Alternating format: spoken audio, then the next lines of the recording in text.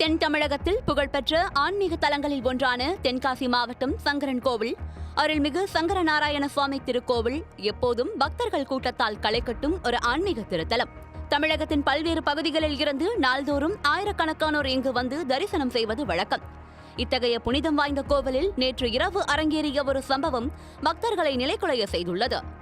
நேற்று இரவு பக்தர்கள் வழக்கம் போல சுவாமி தரிசனம் செய்து கொண்டிருந்தனர்.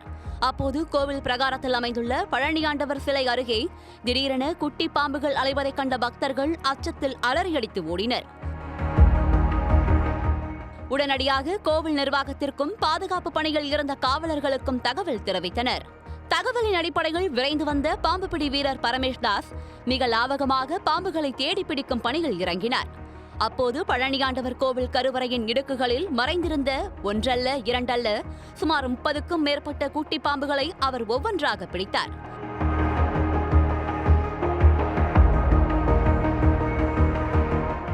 கருவறை பகுதியிலேயே இத்தனை பாம்புகள் தஞ்சம் புகுந்திருந்தது அங்கிருந்தவர்களை உறைய வைத்தது. பிடிப்பட்ட பாம்புகளை கொல்ல வேண்டாம் என பக்தர்கள் அன்புடன் வேண்டுகோள் விடுத்ததால் அவை பாதுகாப்பாக கொண்டு செல்லப்பட்டு அருகில் உள்ள ஏரி பகுதியில் விடப்பட்டன. இருப்பினும் இத்தனை பாம்புகள் ஒரே நேரத்தில் கோவில் வளாகத்திற்குள் புகுந்தது எப்படி என்ற கேள்வி எழுந்துள்ளது.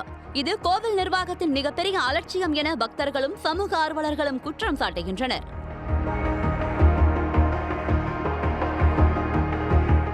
கோவிலை சுற்றியுள்ள ஆக்கிரமிப்பு கடைகளும் குப்பைகளும் இத்தகைய விஷஜந்துக்கள் புக காரணமாக இருக்கலாம் என்றும் கூறப்படுகிறது.